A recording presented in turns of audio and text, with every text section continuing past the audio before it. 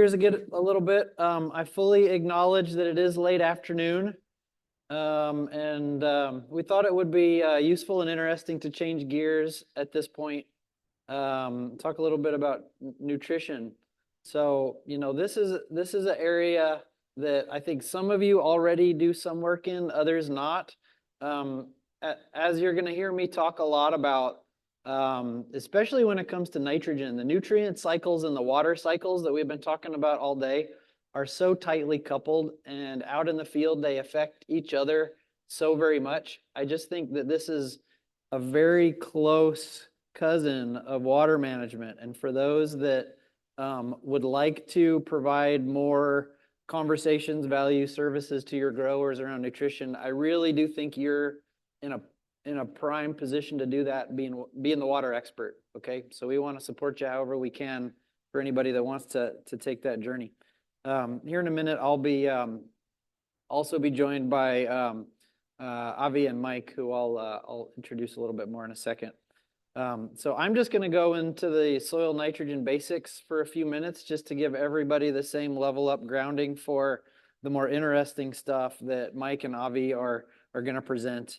In terms of the 4 R's university recommendations, Mike's got a ton of really interesting and cool data he's going to show on relationships between nitrogen management and yield and profitability on the field. And then Avi's going to go a little bit more into our technologies and CropX and what they show you, how they work. So this is a dumb slide, but I went ahead and put this in anyway, knowing what time of day I was going to give this presentation. And also to justify a little bit the next slide that I've got in here. So I don't know if this is Nashville. I don't know if we have any musicians in the room. I'm not a real musician, but I'm trying to learn. And this is something that I learned fairly recently when I started to pick up a little bit of music theory. So, we know that music and all sounds come from vibrations, right? And what was shocking to me to learn is that if you look at an octave, so imagine a piano, you play that middle C, and then you play the next C up, the vibration frequency of that next C up is exactly double as long as your instrument is in tune. The previous C down. So then I started looking into like, okay, well, if you play a chord progression or something, what's it like in terms of the different frequencies? And it turns out that a lot of what we hear is like beautiful combinations of notes and sounds has a basic physics explanation. And so, for example, like music that sounds really atonal and weird, it's going to have more complicated and oddball ratios of the frequencies of the sounds than a beautiful harmonious chord. To me, it's fascinating. Is it going to make me a better guitar player? No, it's not. But I think it just this kind of thing helps ground you as you go into the more applied situations. And for me, it's the same thing with chemistry and water. Like, it helps me to understand some of these basics that I'm going to talk about for the next few minutes, even though they're pretty far away from writing a good nitrogen recommendation, which is the topic that Mike Castellano is going to go into. So another slide that I'm going to get teased about tonight, I'm sure. Somebody's going to say, Gates, you put a periodic table up at 3 p.m. in the afternoon. I couldn't help it, all right? So look, let's start out with a little bit of, like, everybody here knows that nitrogen out in an ag field is slippery stuff, okay? And I just wanted to go all the way back to basics for a second on why that is. Anybody got any tips on this thing?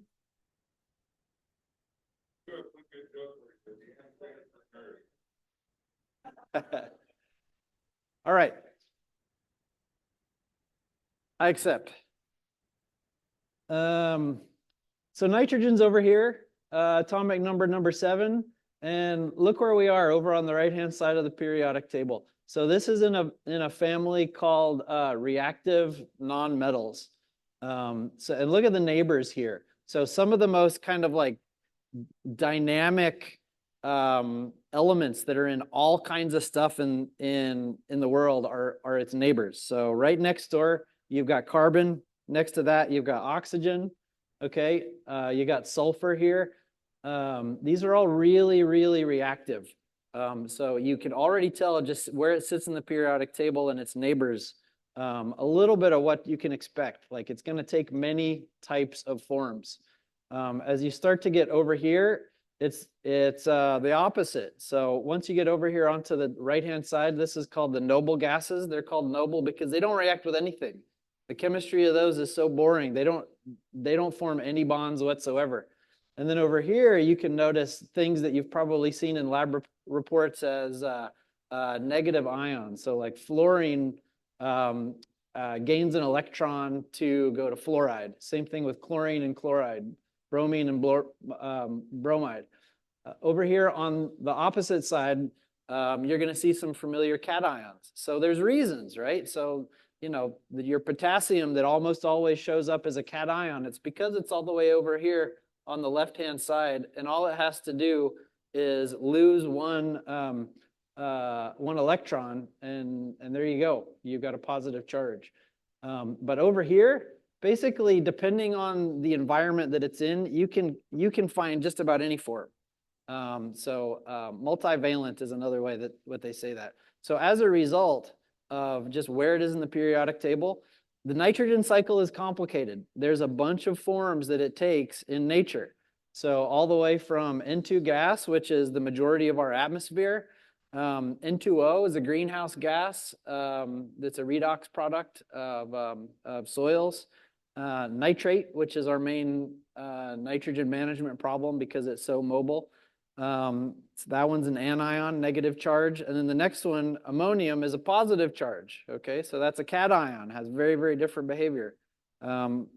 It's an ingredient in soil organic matter, and we can go on and on and on. So going back to why it is so slippery and in some ways hard to manage, it relates back to all of that stuff. So as long as you're in a aerated soil, something that's not anaerobic in a reducing environment like in a swamp, other compounds over time tend to move towards nitrate or oxidize, okay? Depending on what we're talking about, sometimes it takes a very long time. Sometimes that's pretty quick. But as long as oxygen is around, your nitrate's going to move towards, your nitrogen is going to move towards the nitrate compound on a whole. Then what happens once it's nitrate? Well, we saw it's an anion, right? Negative charge. Why does that matter? Well, so are the surfaces of nearly all natural soils carry a net negative charge. Negative plus negative repels. It doesn't stick to the soil like your cations do. So like you think about NPK, nitrogen, potassium, phosphorus. Your potassium and phosphorus tend to carry a net positive charge. They stick to the soil, so they don't leach with the water like nitrate does. It's all about that net charge that it carries relative to the soil. Just a side note here, it's always kind of fun to think about. Our atmosphere is mostly N2 gas. And luckily, it's the exception to the rule of that first bullet point. It doesn't oxidize to nitrate hardly at all without a lot of activation energy or force that's put into it. Otherwise, what would happen? Issues with agriculture would be the least of our problems. We wouldn't have an atmosphere anymore, right? It would react with the oxygen in the atmosphere and in the oceans and deplete our atmosphere overnight. That'd be a different Earth. So you don't got to worry about that N2 in the air. So that leads us to the soil nitrogen cycle. Just a couple of minutes on this. There's a million slides online that you can pick with different versions of the soil N cycle. Some of them have even more boxes than this. Some have less. This is pretty messy, but I kind of like this one anyway. This is from Minnesota Department of Ag, and I pulled this one basically because they color-coded the boxes in a way that I like. So the green here are the kind of the storages. So this is the different types of form that we've just been talking about that nitrogen can be stored as. And then the orange boxes are typically net inputs relative to the nitrogen in the soil. And then the blue boxes are the outputs. And so I think everybody here just reading through can see a lot of familiar kind of movements and fluxes, if you will. So for example, just in terms of what can add nitrogen to the soil, and I think you guys know this already, so I'll go quick. But breakdown of organic matter over time, mineralization. Same thing with crop residue. Similar story as the organic matter in the soil breakdown, but different time scales. Same thing with manure. Oxidation of that applied ammonium, that one's called nitrification. And then also that irrigation water. So the higher the well water concentration of N that you have, even setting aside a fertigation situation, you're going to get a little bit of N credit from that sometimes if your concentrations go high. In some parts of the country where there's like a little bit more like dairy and feedlot areas, the data shows that some areas you get a free 10-pound N credit just from the rainfall. Not common knowledge. On the loss side, of course, the main way that we want to lose nitrogen from the soil is what? It's that first bullet point. We want it to get into the plant. That's what we want to maximize or optimize for. Everything else is losses that you would rather minimize or mitigate. So we got the leaching. Avi's going to be talking about that in detail. Runoff, which was referred to a couple times earlier by Nick and Nick. Denitrification. We haven't talked about that today, but pretty water related. What we did talk about this morning was anaerobiosis. So that's the situation where you've overwatered, or just because of the weather, wet weather, you've got a very wet soil, and the water chokes off the pore necks in between individual soil grains, so that the soil column can't breathe anymore. Okay. At that point, the first thing that the microbes attack is the oxygen and deplete that oxygen. And that's when the anaerobiosis happens. Roots do not like that. And that's where you start to get yield loss because of overwatering. But guess what? The second thing that they attack is after they're done with that oxygen. It's the nitrate. Nitrate is typically the second most available oxidizer to those little guys after the O2. Do I have anything else up there? Oh, depending on the situation, this is very field by field, but you can lock up some applied nitrogen or crop residues in organic matter. So a couple questions here, just to kind of make this hit home. Maybe some of y'all know this already. What's most of nitrogen storaged in a typical crop field? When I first thought about this question, when I was first learning this topic, I figured it was going to be in the mineral nitrogen, like in ammonium that was bound to the soil or applied from the fertilizers. But that is wrong. Does anybody know what the right answer is? It is the organic matter of the soil itself. Now, this is a shocking number, or it was for me the first time that I saw it. But when you do the math, so every soil has a certain organic matter percentage, and it varies. But if you do the math on a per acre basis, about 1,000 pounds of nitrogen per acre per percent of organic matter. But it's not part of the nitrogen management plan for the most part, because it's not available to the plant. What is interesting in this component is the part that's released any given year. So the breakdown of organic matter into available nitrogen happens at different rates in different fields in different years.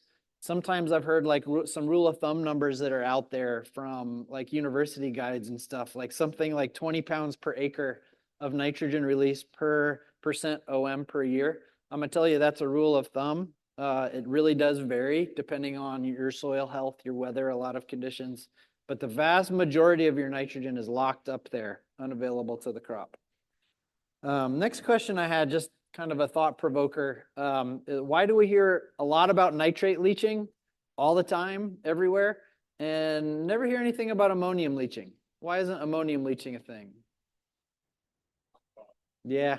Cation, that's right. It's stuck to the soil for the most part. So it behaves a little bit more like your potassium and your phosphorus in that way. It's heavily immobilized until it gets oxidized or nitrified to nitrate.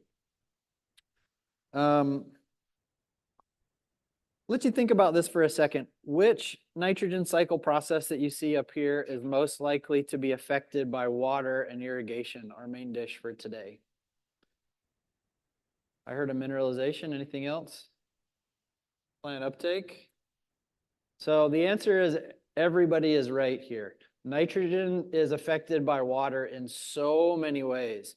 In the case of uptake, that nitrate is not going to be easily taken up by the plant unless there's water available to physically move it into the plant root.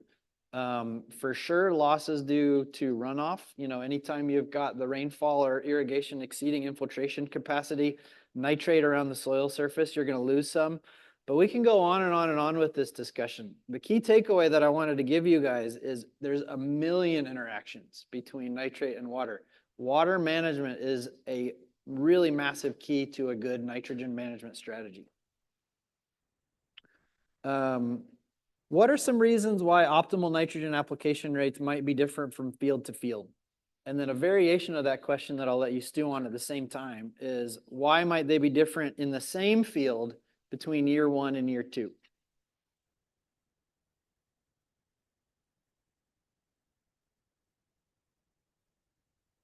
This is another one where there could be a lot of good answers thrown out there because there's so many of these boxes that are a part of the nitrogen cycle that can vary from field to field and year to year.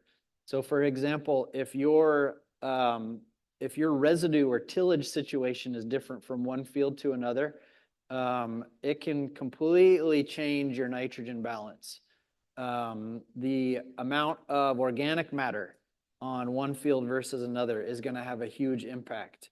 I think the amount of topography, like we were talking about flat fields versus hilly fields in the VRI section earlier, that can be huge because in the topographic lows, especially if it's a kind of a closed basin shape, you can really get a lot of denitrification going pretty darn quickly versus a flat field where you're going to be less susceptible to that. Year to year, of course, the weather is going to be a huge difference. So you know, a wet year in a coarse soil, you leach a bunch of nitrogen.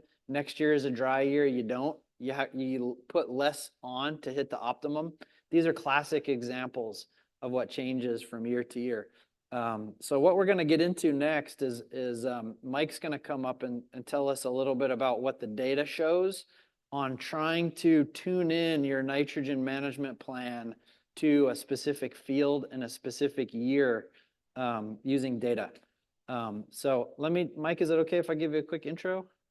Mike's a new face for most of you guys. So Mike was one of the inventors of the ingenious ag technology that CropX acquired last year.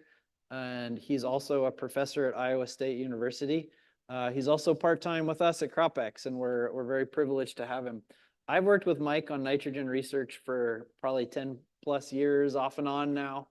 And Mike is one of the guys that runs and does experiments at the very, very excellent Iowa State Research Facility. So I'm trying to think of all the stuff that I've seen on your experimental plots.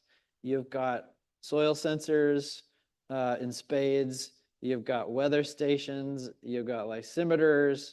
You measure just about every soil chemistry parameter we can imagine, a whole bunch of crop growth parameters. And if you ever Google Mike, you'll see just a million publications in agronomy and crop health and soil health. So I'm delighted to have him share a little bit more about the data side of the story here.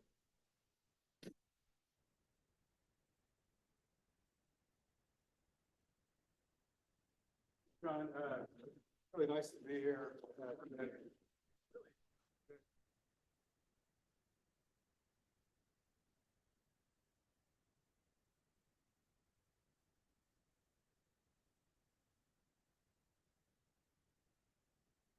The integrated hardware, software nature of the platform, we really see that as a huge opportunity for improving nitrogen management. And I think as Nick Emanuel said a few things today that I think are super important that I'd like to come back to. And one is that nitrogen, water is the most important limiting resource for crops, no doubt about it. but nitrogen's number two. And as John said, water integrates with nitrogen. It has a huge effect on it. Why does it have such a huge effect? When we think about nutrients, nitrogen and resources, nitrogen comes next to water and above the other nutrients for a couple of reasons. One, of course, it's the nutrient that's in most demand in terms of just the mass per area, the total amount we need. But also, unlike potassium and phosphorus, which are geochemically driven nutrients, their cycles are driven by geochemical cycles. Their source is Earth's crust.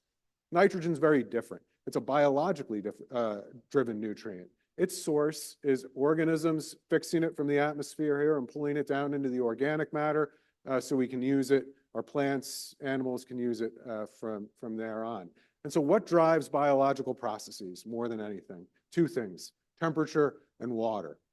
And so the water here is really critical. Second thing that Nick mentioned that really stuck with me is every field is different. And we'll see that here. Every field is different every year with nitrogen. So let's think a little bit about how we go about managing nitrogen, just from a very big picture here. So we call this the 4Rs, and it involves four management factors that we think of when we manage nitrogen. This really speaks to the challenges of managing nitrogen here. We don't really think about the 4Rs for other nutrients. Sure, we think about placement a little bit and some of the other things, you know, particularly with sulfur. Sulfur is not a nutrient I mentioned because sulfur is a biologically driven nutrient for the most part, just like nitrogen. So that also tends to be one where we think about placement and source a little bit. But the 4Rs here, the first one, the right source. This can have an impact, of course, on how much nitrogen we need. It goes beyond just the type of fertilizer. Where I am in Iowa, anhydrous ammonia is very important. In other places, urea dominates, particularly internationally, liquid UAN as well. This also extends to enhanced efficiency fertilizers, nitrification inhibitors, urea polymer coatings, urease inhibitors, things like that. Next thing, the right timing. You know, so when do we apply the nitrogen? Do we apply it before we plant the crop? During the crop growth? In Iowa, roughly half the state, we apply it the fall before we even plant the crop. Perhaps not the most efficient way, but in some areas, it works actually quite well when it's managed properly. Right placement, so broadcast, banded. And then finally, the big R, right? So we think of those three little R's and then the big R, the right rate. This drives the vast majority of your nitrogen management, getting the right rate. And the right rate can be enormously variable. In rain-fed agriculture, it can be plus or minus 100 pounds per acre per year quite easily. And I'll show you some data demonstrating that. The other thing that I want to emphasize here is that of these 4Rs, right rate, most important, no question about it. That second R, the right timing, that interacts very closely with the right rate. The placement, not so much. The source, not so much. The research suggests that even if we're using enhanced efficiency fertilizers or one type of nitrogen versus another, not a big effect on the optimum rate. But the right timing here. Right timing doesn't necessarily have a big effect on its own about the right rate, but as we delay fertilizer applications closer to the peak demand of the crop, it affects our knowledge of what the right rate is. And so there's a big interaction there between the right timing and the right rate. And roughly in our data from Iowa State University, in some years we see as high as 60% of fields that get a side dress fertilizer application. In other words, a nitrogen pass after the crop is growing and about a foot tall or higher. Almost 60% in some years, it's unnecessary. It was just a total waste of money. And if you think about how expensive a side dress nitrogen fertilizer application is, it's an enormous amount of money there.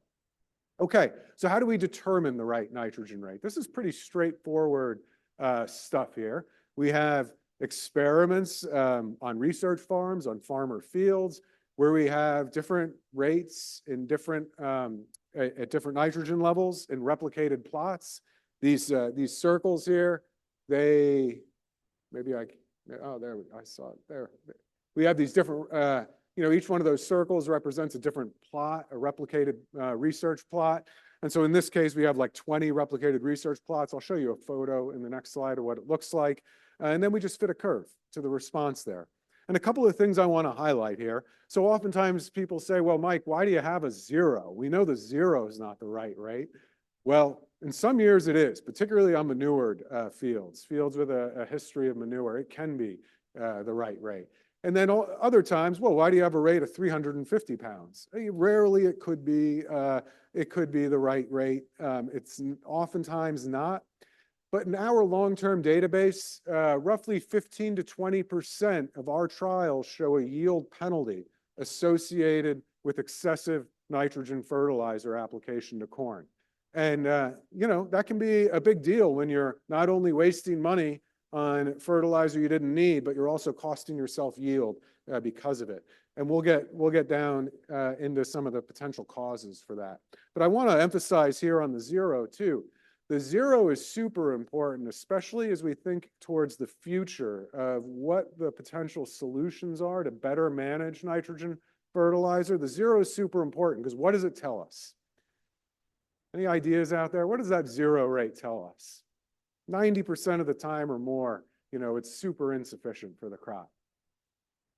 It tells us what the soil can supply on its own, right?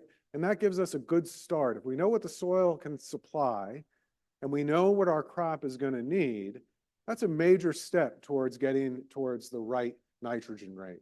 And in irrigated systems, this is super, super important because you can better manage your environmental losses, which we'll talk about in a few minutes here on the leaching side, but also the denitrification side, as John mentioned. Excess water is the #1 way, really it's the only way other than volatilization, but that should be 100% managed. Excess water is the only way we lose nitrogen to the environment. Through denitrification, creating that anaerobic environment. John told what would happen if our atmosphere nitrogen oxidized? It'd be trouble. I like to talk about denitrification as this. What if I cut off your oxygen supply? What would happen to you? You'd die, right? Microbes, what if I cut off their oxygen supply? They're far cooler than us, right? They just start breathing nitrate instead. They switch like this. And they use nitrate instead of oxygen to breathe. And what does that do to your fertilizer? It puts it in the atmosphere, which is not really where you want it. And then, of course, excess water drives nitrogen down below the rooting zone as well. Not something we want there. And so if we can manage our water well, and we know how much nitrogen the organic matter is producing for us, we have a really great start on getting our optimum nitrogen fertilizer rate right. Okay, so here's just an example of one of these experiments where we determine the right optimum nitrogen rate. Historically, we have done this on research plots on farms with small plot equipment. Now we work with farmers hand in hand using variable rate nitrogen application technology. We write them prescriptions. They execute the prescription by just hitting a button. They download the prescription off the cloud. They send us the as-applied data back. They send us their yield data back at the end of the year. And voila, we have an experiment here. And this has really allowed us to scale our research at the university.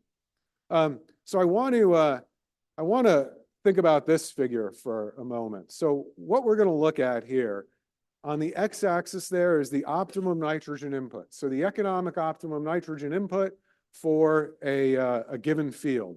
And all the data here I'm going to show you are from central Iowa for corn. The y-axis here is the grain yield that you're going to achieve by applying that economically optimum nitrogen rate.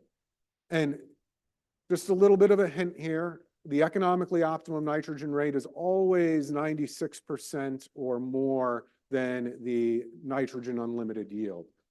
So it's always right around the optimum yield or the maximum yield, nitrogen unlimited yield anyway.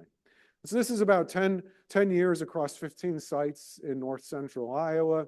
What do you think the relationship here might look like between the optimum nitrogen input and the grain yield at that nitrogen input? And we're just going to put one point on the figure for the outcome of each nitrogen rate trial. So each dot that shows up on this figure is going to represent just the perfect outcome from one individual trial. And so there'll be about 150 points representing the perfect outcomes of 150 trials. Think in your head what that relationship is going to look like here as these dots start populating the graph, right? So we might think that, well, the higher the grain yield, the more nitrogen we need. It makes perfect sense, doesn't it, right? If we're going to put more nitrogen, if the crop's going to take more nitrogen up, we're going to have to apply more nitrogen. It's absolutely true. There's no question about it. But the reality is that there's a lot more variability in the system beyond that here. And so overall, yeah, you can see a positive relationship here slightly, that the more yield you have, the more nitrogen you have. But there's a lot of other variability going on there. And what's driving that variability? It's a lot of things. It's moisture, it's temperature, it's management. And the goal for us as agronomists is to sort through that variability, understand that variability as it differs from field to field and year to year, so we can apply the right nitrogen rate. Oh, John, question. Sorry, not a question, just kind of a highlight here. I just wanted to emphasize how kind of against the common knowledge this is with a lot of recommendations. There's a lot of organizations out there that say, well, how do you develop a good N rate? Well, you look at your APH and you say, you put on 1 pound per bushel or 0.8 pounds per bushel. What Mike's data is showing is that that's actually a pretty loose relationship. Thanks, John. Yeah, John makes a great point. And to build on that a little bit, Iowa State University, our university recommendations used to be what we call yield-based recommendations. And so in the 90s, it was about 1.2 pounds per bushel that you expected in your APH. It eventually got down to 1 pound per bushel, and then we just threw that out the window when we started to put all the data together and saw these figures, and we no longer have a yield-based nitrogen fertilizer recommendation in the state of Iowa. And I want to emphasize that I've talked with some folks from Indiana and Minnesota here. If you're located in Ohio, Indiana, Illinois, Minnesota, Wisconsin, Iowa, your yield recommendations are not yield-based. In fact, they're statistically based on this, and we'll get to that in a minute. But what controls all that variability in that previous slide? Here are the factors: genetics, management, residual nitrogen, the soil type, the soil water level, and weather. And what we see here is that residual nitrogen has the biggest impact on what your optimum nitrogen rate is going to be, what that variability is. After that, it's environment. So you can imagine weather has a big factor on this. Genetics is important. Management, we know all those things are important, and we can attribute variability to all these things. But residual nitrogen, it really goes to, it just emphasizes the importance of knowing how much nitrogen is in your soil when you go out and you plant that crop. And you might think oftentimes, well, I had 300 bushels an acre in that field last year. There can't be any nitrogen left because all I did was put out 175 pounds. But you got to think about the environmental conditions too. John mentioned that 1,000 pounds per acre, and that's just in the topsoil too. You've got even more if you go down below, 1,000 pounds per acre per percent of organic matter. In many Iowa soils, if you think about the full root zone, and our soils are the richest in the world, we like to brag about it, believe me. We've got, in some soils, 120,000 pounds of nitrogen per acre. But the point is that you might have pulled out just as much nitrogen as you put on in fertilizer, but if you had a nice fall with warm, moist soils, those soils could be producing a lot more ammonium and nitrate, the same exact compounds you're buying in fertilizer. And so you could have very high residual nitrogen levels going into that next crop. Okay, so what do the universities recommend, those 7 states I mentioned? They recommend the average. And why do they recommend the average? because they kind of threw up their hands and said it was too hard to sort through this variability. And I think we can do it now. A big part of that is the ability to leverage that precision agriculture, putting out those experiments on farmer fields, like I showed the aerial photo of. In Iowa last year, we conducted 470 of those trials in partnership with 125 farmers. This coming crop year, 2025, we anticipate over 500 trials. It's the second year of this project. We call it the Iowa Nitrogen Initiative. But I want to show you some of the products of that work and how we're sorting through that variability. But first, I want to talk about the consequences of getting it wrong.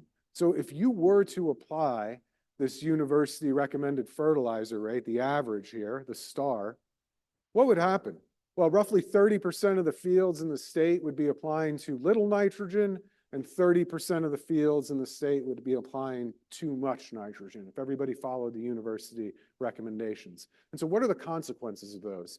Well, they're big, and they're big consequences beyond just profitability. We know profitability hurts in the near term, but what about the longer term as we think about agriculture as a full enterprise?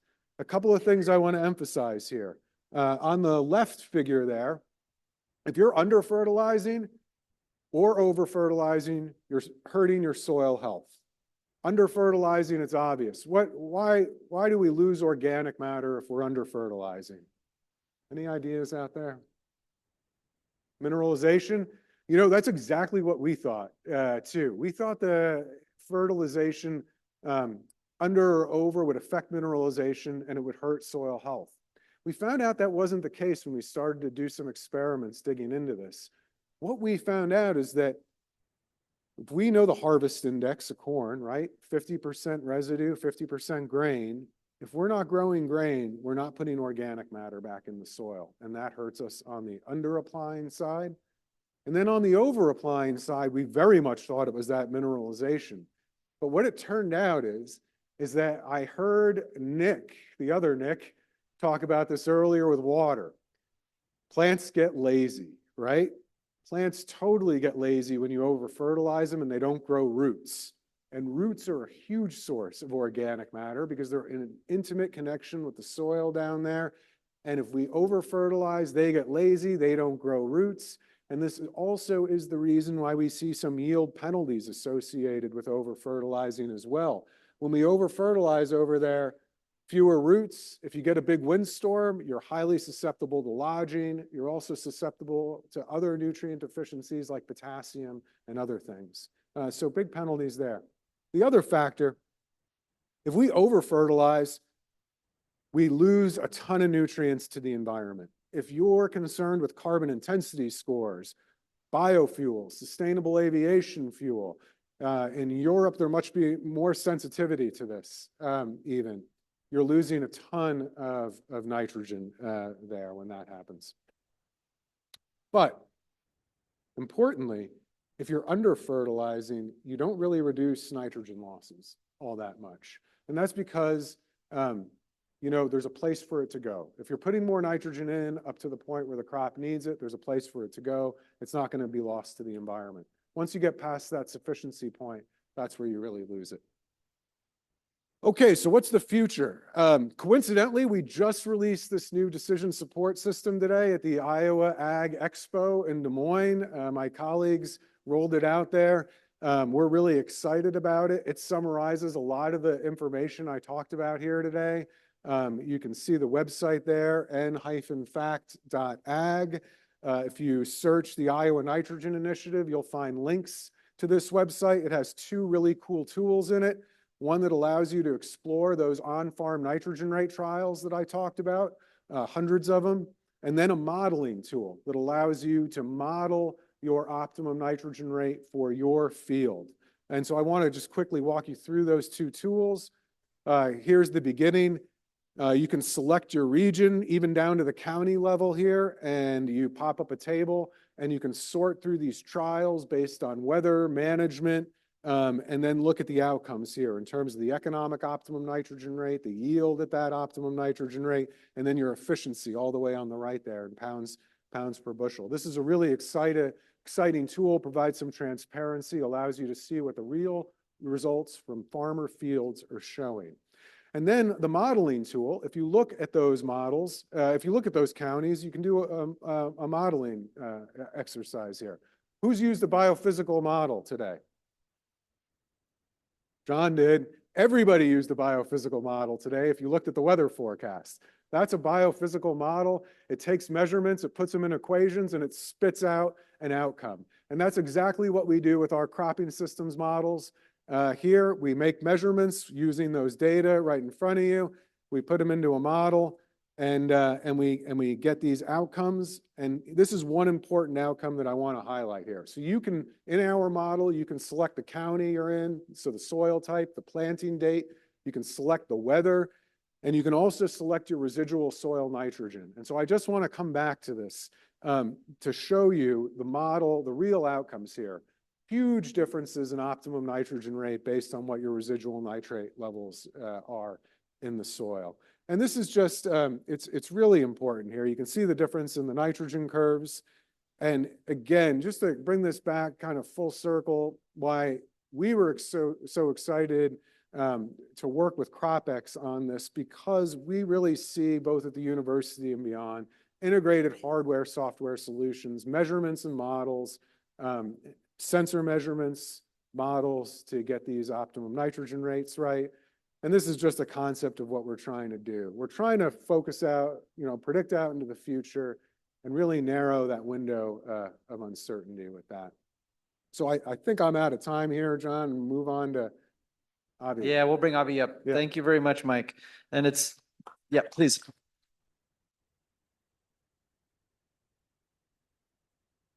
To me, it's super exciting to see the universities start to evolve past the old yield-based, replacement-based, and recommendations and use more data. And your program really has been a leader in collecting that data. And I think one of the unique things that you guys have figured out is how to work with growers and agronomic service providers to get on-farm measurements to ground all of this, which is different than using small plots and is going to make everything more realistic.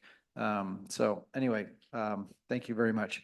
And you guys have met Avi already, so no new intros for Avi, but Avi's going to now turn towards more of the measurement story, and in particular, what we're doing with nitrate management and sensors. Yep. You guys can hear me okay? Okay. So today I'm going to talk about a little bit of leaching, which is, I think, the sort of the main, this is going to be like the main focus of what I'm going to talk about. But I'm also going to talk about some other things and other features that we're working on. So obviously we've seen lots of figures like this today, leaching, and it's typically like, it really is all about like the water, as everyone said before. And here we see like the root soil profile. And we can see that, for the most part, rainfall and irrigation, you have lateral movement of water that brings with it the nitrate, but it also has deep percolation, and that's where we get the nutrient leaching. And, that's a problem for a lot of reasons. A, because we're losing out on all the nutrients, and B, it's going into other places that we don't necessarily want it to be going, groundwater and otherwise. But the thing is that, and, these are the conditions that we typically see with leaching, like saturated conditions sitting there. There's also denitrification obviously going on too, but at the same time, for the most part, we're having deep percolation and runoff. But I just want to say one thing, like a disclaimer, that leaching is not always a bad thing, right? Sometimes we want to leach. And when I'm talking about that, we're talking about leaching a lot of the time, we talk about nitrate, but there are a lot of growers who have very saline soils and they have to wash out their soils. And that's the same thing, the same sort of concept. So that's just something to say, but I'm going to talk a little bit about a trial that we conducted in New Zealand. And it was a lysimeter trial where we installed around 25 sensors in these lysimeters, and all of them had different treatments. Some of them had no treatment, some of them had no application of N at all. Some of them had, synthetic fertilizers, ureas and things like that. And also the other times they also had urine and effluent and all those things. And there's the lucky guy that got to start doing this.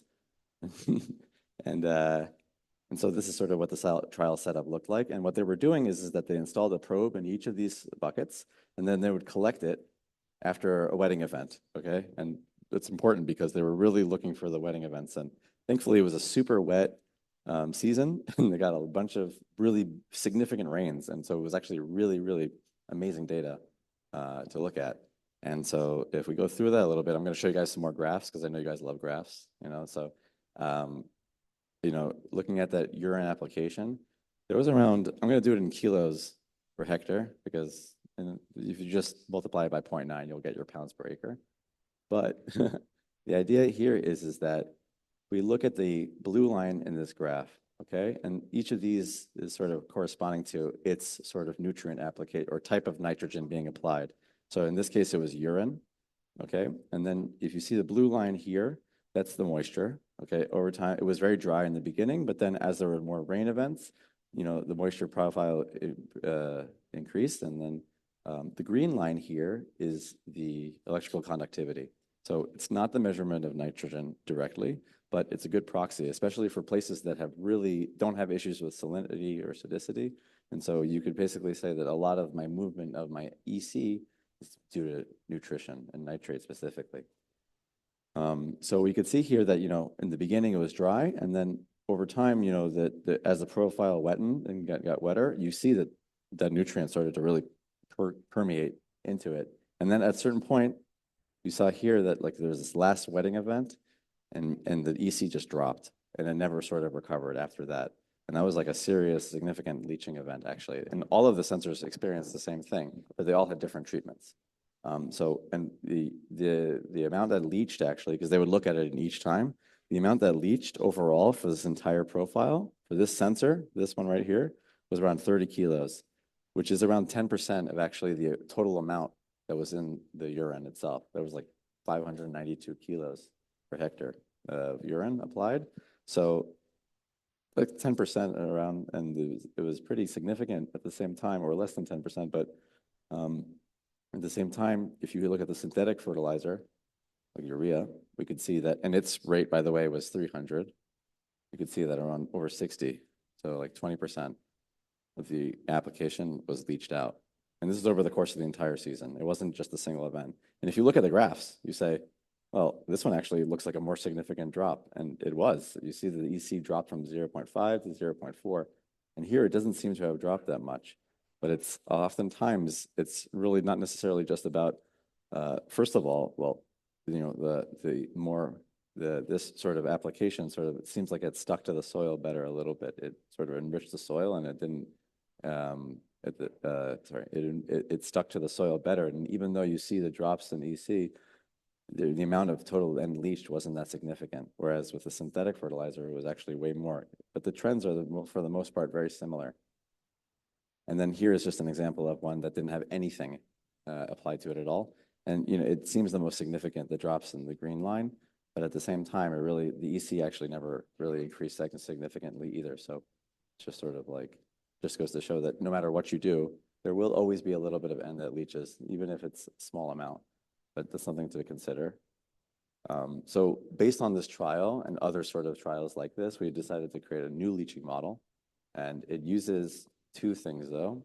It uses electrical conductivity as before, but more importantly, what we realize is that we need to be able to detect wetting events properly and really only look at leaching analysis, evaluate leaching after there's been a wetting event. And thankfully, the data scientists back in Israel were able to come up with a really, really robust wetting detector algorithm. And with that, we were able to create a new leaching algorithm that's much more robust, and it's much more, I think it has a much more understandable reason why we're seeing leaching events.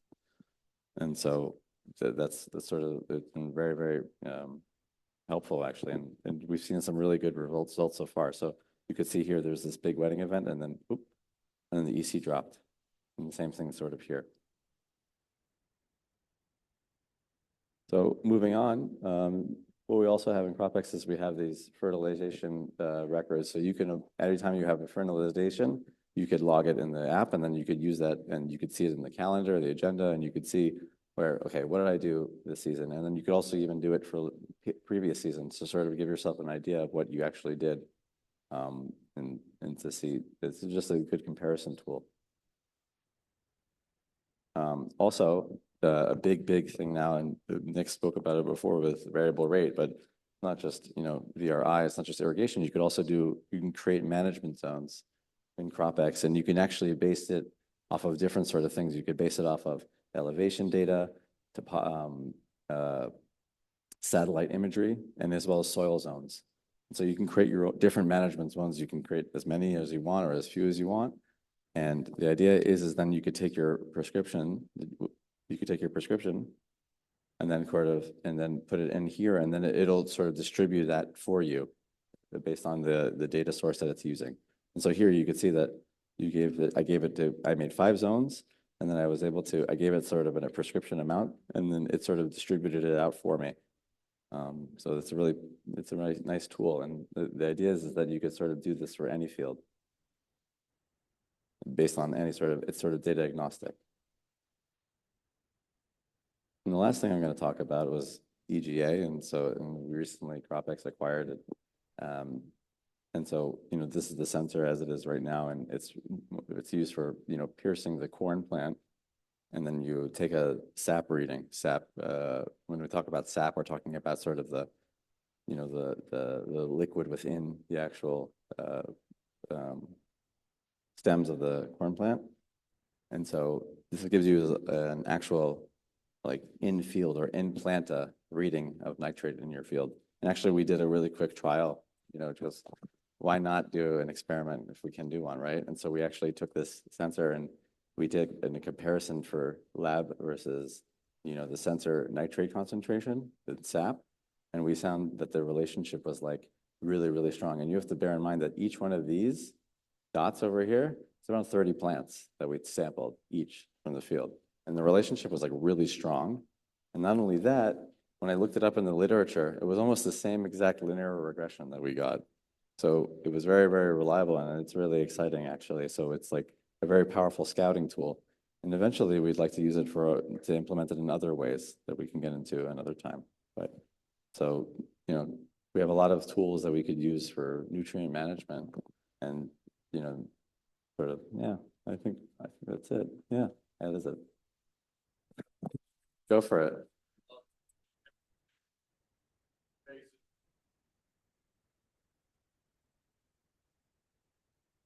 Well, you shouldn't give me ideas, but I would like to. I haven't seen anything yet. I haven't investigated. No, I haven't. But it's something that we'd love to investigate. Because I'm sure it's totally related. Absolutely. For sure. I mean, I would love to see that. You're getting me excited now. All right, time for one more question if anybody's got it.